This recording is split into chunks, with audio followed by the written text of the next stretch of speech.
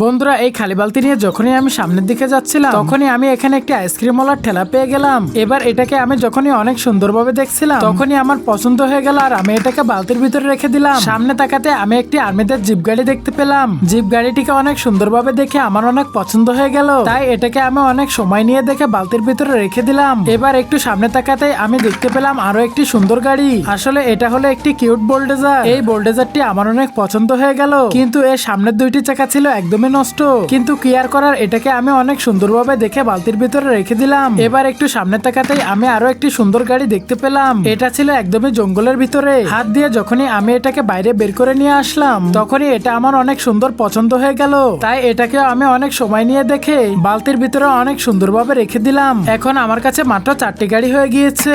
আর একটু সামনে তাকাতেই দেখতে পেলাম একটি ছোট্ট হাতির গাড়ি পড়ে রয়েছে।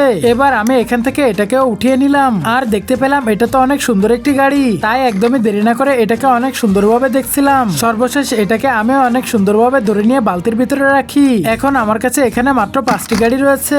যখনই আরো একটু সামনে তাকাই তখনই দেখতে পারি অনেক বড় একটি ট্র্যাক রয়েছে এখানে। এই বড় ট্র্যাকটি আমার অনেক পছন্দ হয়ে যায়, তাই আমি এটাকে অনেক সুন্দরভাবে দেখছিলাম। কিন্তু দেখতে পেলাম এই ট্র্যাকটির পেছনের দুইটি চাকা একদমই নষ্ট হয়ে গিয়েছে, তাই এটাকে আমি বালতির ভিতরে রেখে যখনই আরো একটু সামনে গেলাম তখনই দেখতে পেলাম জঙ্গলের ভিতরে ছোট্ট একটি গাড়ি উল্টে রয়েছে।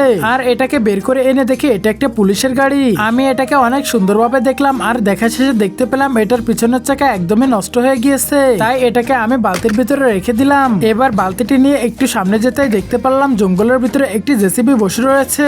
আমি একদমই দেরি না করে এটাকে হাতে নিলাম আর সুন্দরভাবে দেখতে থাকলাম। দেখতে পারলাম জেসিবিটি একদমই নতুনের মতন রয়েছে। এবার এটাকে নিয়েও আমি বালতির ভিতরে রেখে দিলাম। একটু সামনে যেতেই দেখি একটি জিপ গাড়ি এখানে জঙ্গলের ভিতরে উল্টে রয়েছে। আমি এটাকেও অনেক সুন্দরভাবে দেখলাম, কিন্তু দেখতে পারলাম এটার দুইটি চাকা একদমই নষ্ট হয়ে গিয়েছে। এবার বালতি নিয়ে একটু সামনে যেতেই কিছু একটা দেখতে পারলাম, কিন্তু এটার নাম তো আমি জানি না। বন্ধুরা, তোমরা যদি এটার নাম জানো তাহলে অবশ্যই কমেন্ট বক্সে লিখে জানাতে ভুলবে না। আর একটু সামনে যেতে অনেক সুন্দর একটি বাঁশি পেয়ে গেলাম।